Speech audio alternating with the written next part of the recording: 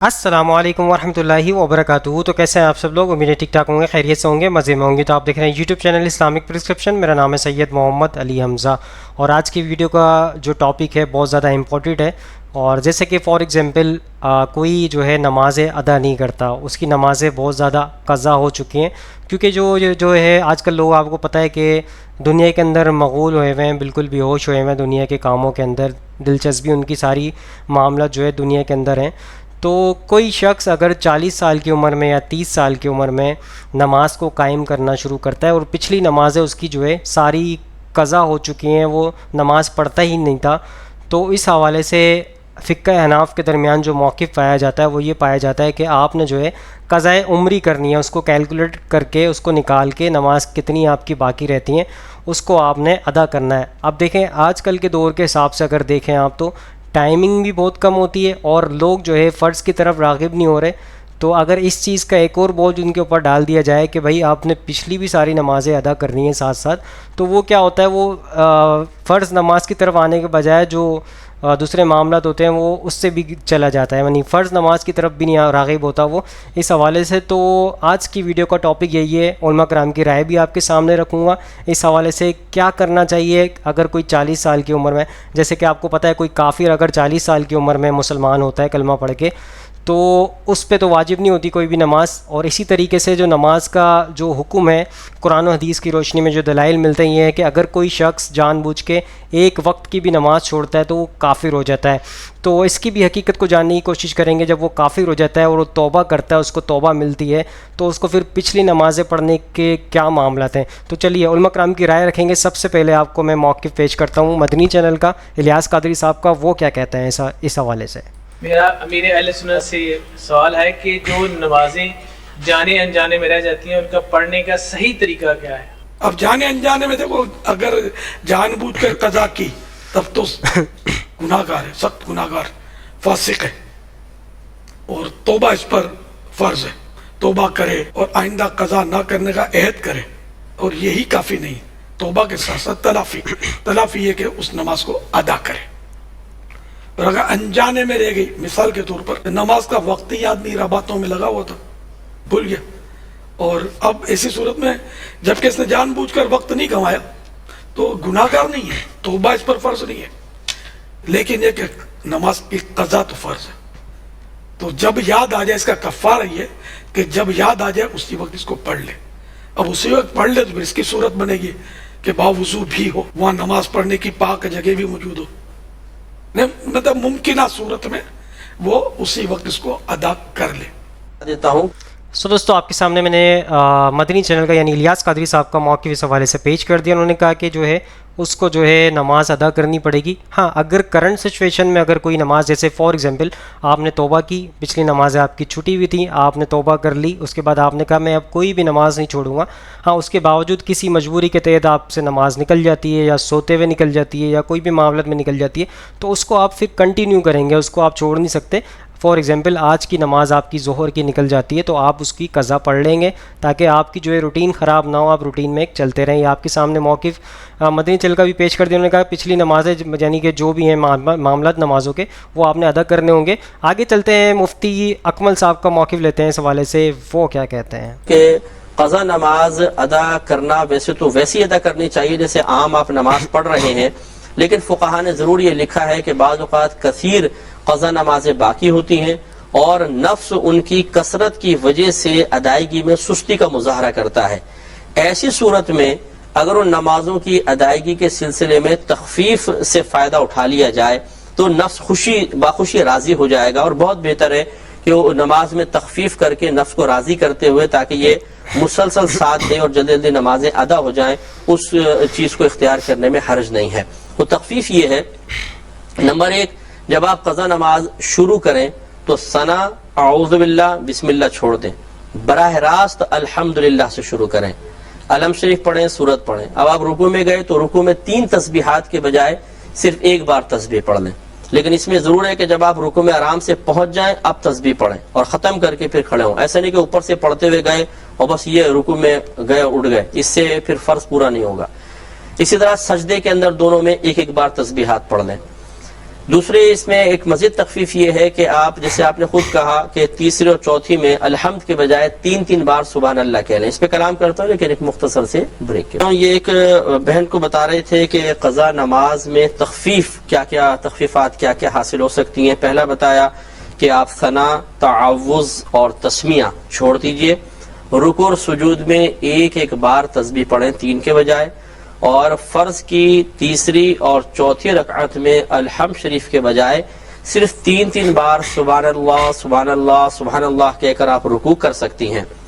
نیز آخر میں التحیات کے بعد پورا درود ابراہیمی یا دعا نہ پڑھنا چاہیں تو اس کو چھوڑ دیں اور صرف اللہم صلی علی محمد کہہ لیں. یعنی التحیات پوری پڑھیں, اس کے بعد اللہم صلی علی محمد کہہ کر آپ سلام پھیر سکتی ہیں. انتہائی فضول دوستو آپ کے سامنے مفتی اکمل صاحب کا میں نے موقف پیش کیا. انہوں نے کہا کہ تخفیف آپ کر سکتے ہیں, اس کے اندر یہ کہ جو فرائض ہیں وہ آپ عمل میں لائیں نماز میں, باقی چیزیں آپ چھوڑ دیں. جیسے فار ایگزامپل انہوں نے کہا کہ ثنا نہ پڑھیں, آپ ڈائریکٹ سورہ فاتحہ سے شروع کریں اور رکوع کے اندر جو ہے ایک دفعہ آپ جو ہے سبحان ربی العظیم پڑھ لیں اور ایک دفعہ مطلب سجدوں میں. یہی ان کا موقف تھا کہ شارٹ کر لیں اس کو تاکہ آپ کا نفس آپ سے مطمئن ہو جائے اور آپ اس کو جلدی ختم کر لیں.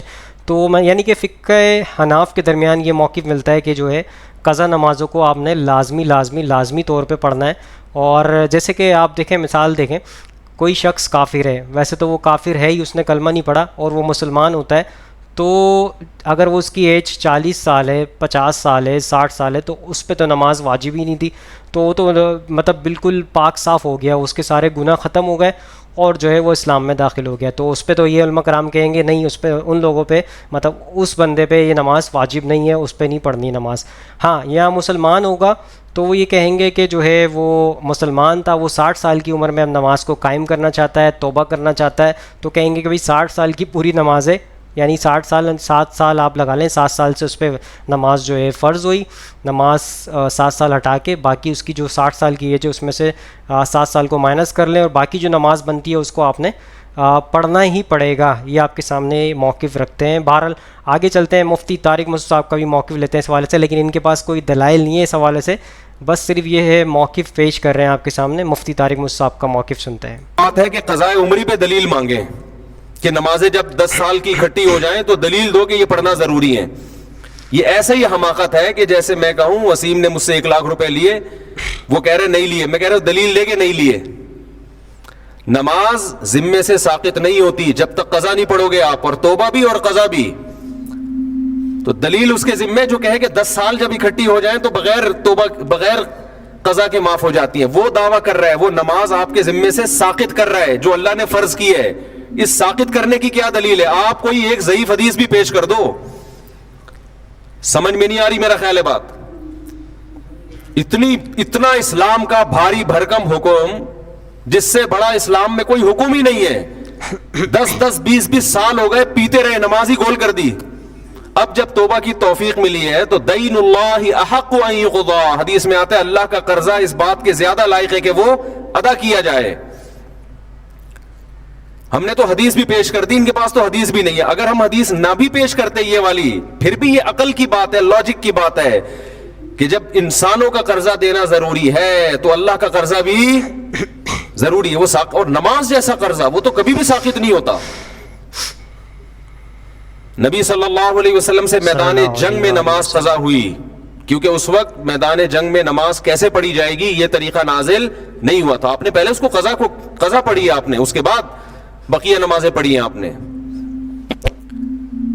تو مدعی کون ہے جو یہ کہے کہ اتنی ساری نمازیں جب ذمے میں رہ جائیں گی تو وہ قضا پڑھے بغیر ہی معاف ہو جائیں گی؟ یہ شخص دعویٰ کر رہا ہے. اس سے ہم کہتے ہیں کہ اندھی تقلید مت کرو اپنے باپ داداؤں کی, آپ قرآن و سنت سے اس کا حوالہ پیش کرو. صحیح سمجھ میں آ رہی ہے بات؟ تو چاروں ائمہ کا, تمام فقہا کا اتفاق ہے کہ جب نماز ذمے میں جب قضا کر دی آپ نے تو توبہ اس بات کی کرنی پڑے گی کہ وقت پہ کیوں نہیں پڑی. لوگ کہتے ہیں نا توبہ سے تو گناہ معاف ہو جاتا ہے, تو گناہ معاف ہو جائے گا, لیکن وہ جو آپ کے ذمے نماز واجب ہوئی ہے وہ معاف قضا کے بغیر نہیں ہوگی. سمجھتے ہو کہ نہیں سمجھتے؟ لیکن وہ آپ دیکھو کتنا قضائے عمری پہ تماشا بنایا آج کل نئے نئے اسکالرز نے کہ قضائے عمری بس اللہ غفور رحیم ہے. اللہ پہ تم ایک چیز ڈال رہے ہو بغیر دلیل کے, اللہ غفور رحیم ہے, اتنا یہ کافی نہیں ہے کہ 10 سال کی نمازیں وہ جو آپ نے ٹائم پہ نہیں پڑھی وہ معاف کرنے کے لیے تیار ہے. یہ مطلب ہے غفور رحیم کا, یہ مطلب نہیں ہے کہ جو اس کا حق ہے وہ بھی آپ پی جاؤ گے. دوستو آپ کے سامنے مفتی طارق مسعود صاحب کا میں نے موقف پیش کر دیا. انہوں نے کہا کہ دلائل جو ہے آپ پیش کریں, آپ کے پاس تو کوئی دلائل نہیں, ہمارے پاس تو حدیث موجود ہے. لیکن جو انہوں نے حدیث پیش کی ہے وہ آؤٹ آف کانٹیکس ہے, مطلب اس حوالے سے کوئی قرض کے حوالے سے انہوں نے جو حدیث بتائی ہے وہ ایک الگ معاملات ہیں.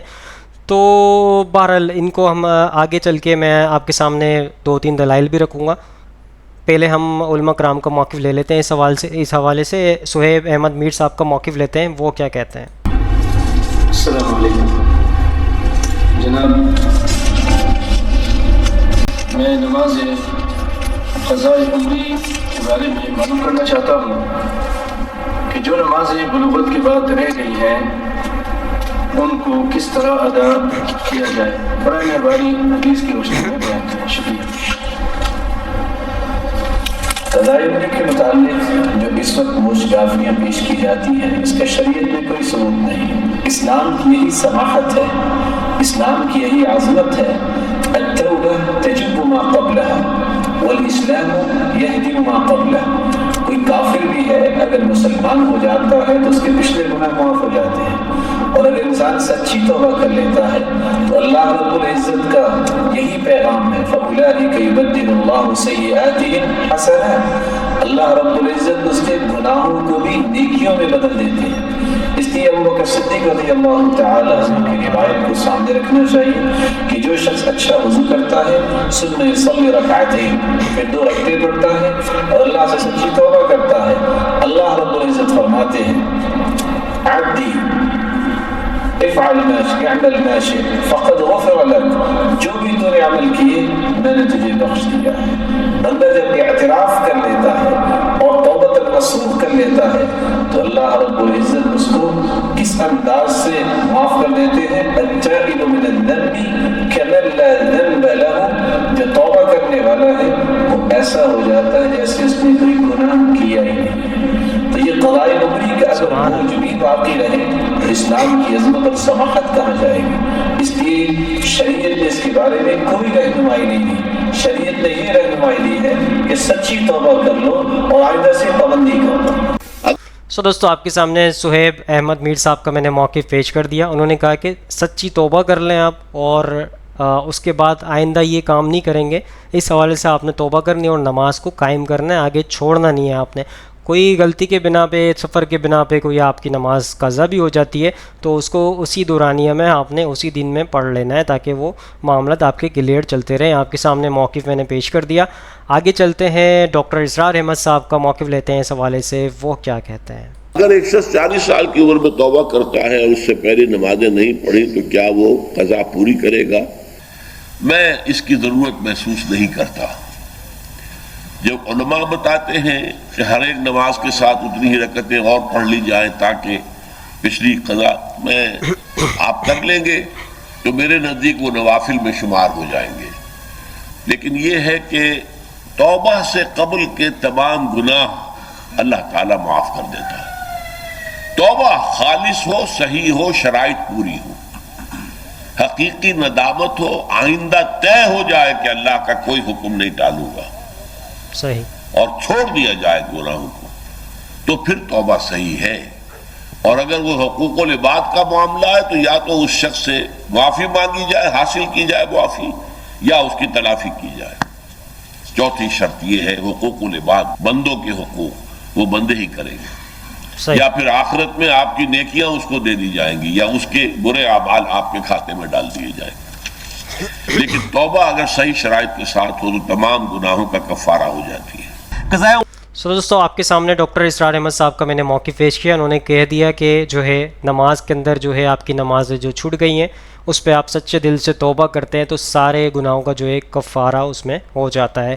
باقی جی رہی بات حقوق العباد کی, جو کسی شخص کے ساتھ آپ نے جو ہے غلط کام, مطلب غلط اس کو جو ہے نقصان پہنچایا ہے, کسی بھی معاملات کے اندر جو ہے غلط کیا اس کے ساتھ, تو اس کے معاملات آپ نے اس سے معافی مانگنی پڑے گی. یا اس کی تلافی وغیرہ کرنی پڑے گی، یا آپ کی جو ہے وہاں پہ نیکیاں آپ کی جو ہے اس کو دے دی جائیں گی، یا اس کے گناہ آپ کے سر ڈال دی جائیں گے. یہ معاملات ہوں گے آپ کے سامنے. موقف میں نے پیش کر دیا. ویڈیو کو پورا اینڈ تک دیکھا کریں ورنہ آپ کو کوئی بھی چیز سمجھ نہیں آئے گی. تو شروع سے لے کے اینڈ تک دیکھا کریں تاکہ بیچ میں چھوڑ کے جائیں گے تو پھر آپ کو معاملات سمجھ نہیں آئیں گے کلیئر. تو اس لیے میں کہہ رہا ہوں کہ آپ بالکل ویڈیو کو اینڈ تک دیکھا کریں.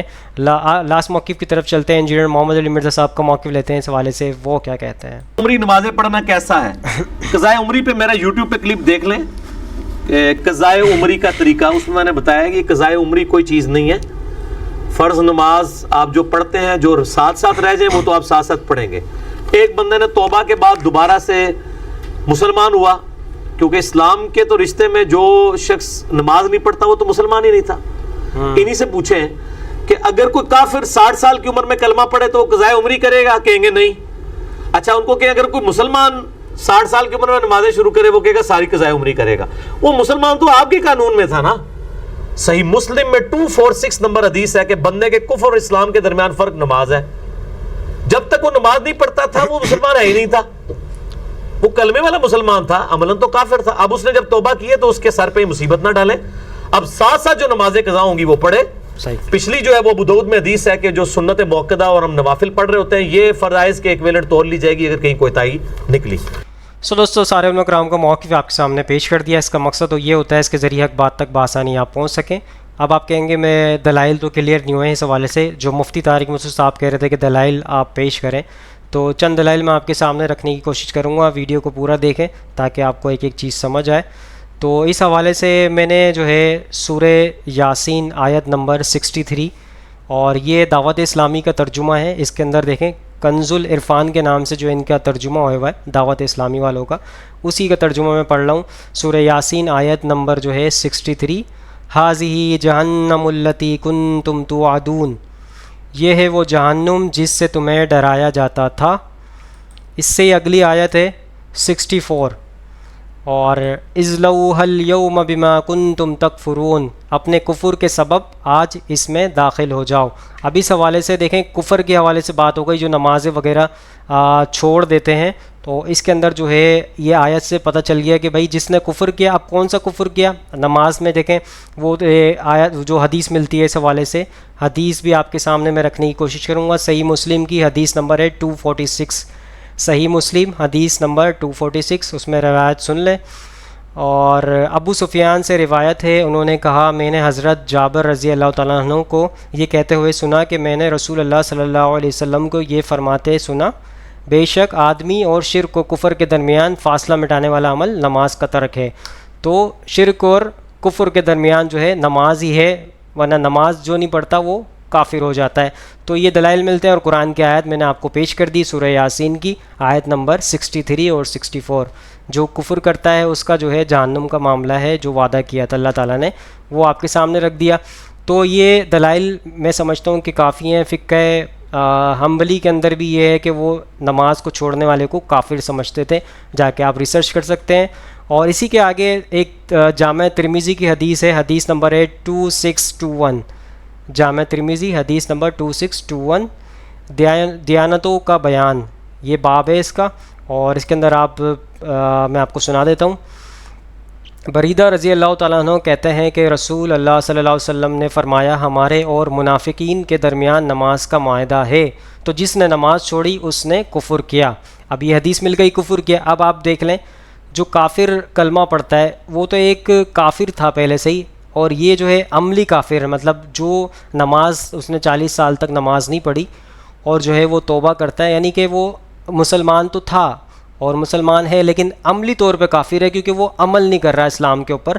تو وہ عملی طور پہ کافر ہے، وہ توبہ کر رہا ہے اور سچے دل سے توبہ کر رہا ہے، تو اس کو جو ہے نماز جو ہے وہ سارے توبہ کر لی اس نے تو سارے معاملات اس کے معاف ہو جائیں گے.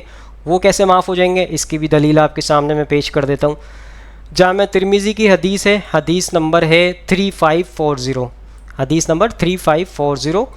انس بن مالک رضی اللہ تعالیٰ عنہ کہتے ہیں کہ میں نے رسول اللہ صلی اللہ علیہ وسلم کو فرماتے ہوئے سنا، اللہ کہتا ہے اے آدم کے بیٹے، جب تک تو مجھ سے دعائیں کرتا رہے گا اور مجھ سے اپنی امیدیں اور توقعات وابستہ رکھے گا میں تجھے بخشتا رہوں گا.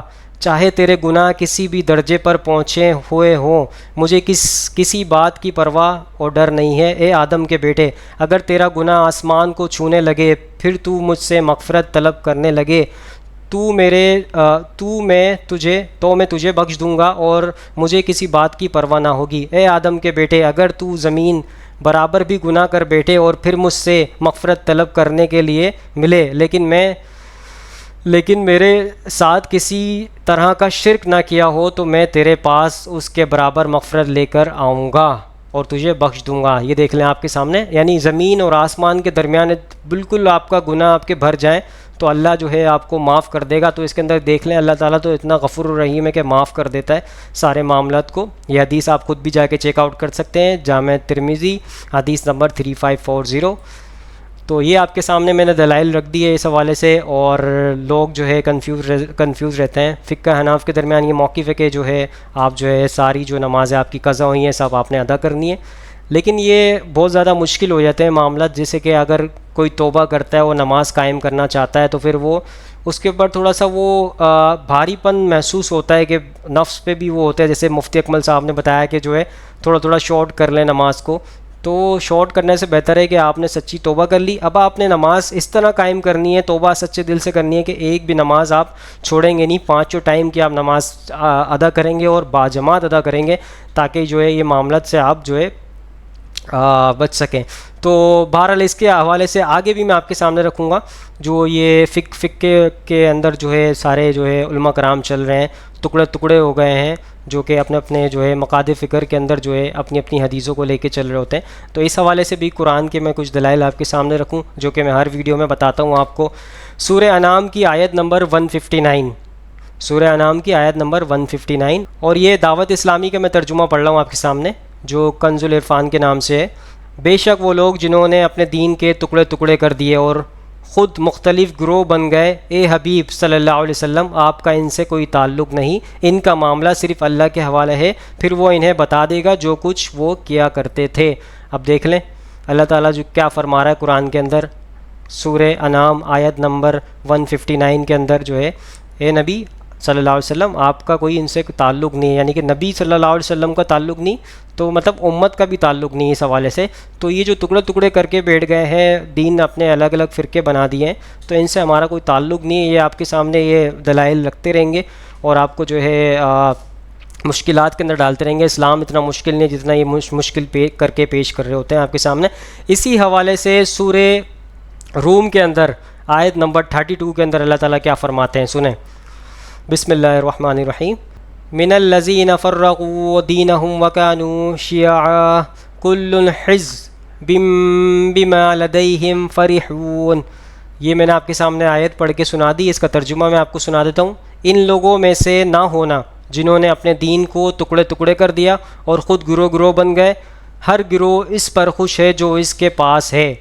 دوستو آپ کے سامنے میں نے دلائل پیش کر دیے اس حوالے سے، تو ایک چیز آپ خود جا کے چیک آؤٹ کریں، میں آپ کے سامنے اسکرین پہ شو کر دوں گا آیت نمبر، حدیث نمبر۔ تو اس حوالے سے جو ہے ہمارا جو ہے ان فرقوں سے کوئی تعلق نہیں ہے۔ قرآن کو آپ ترجمے سے پڑھیں گے، ایک چیز آپ کو سمجھ آئے گی۔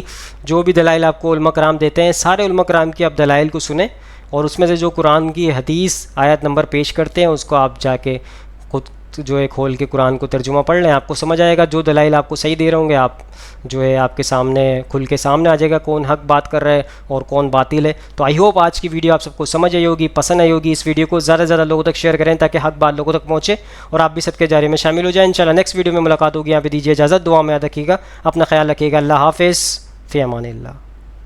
اے خدا جس نے کی جستجو مل گیا اس کا تو سب کا تو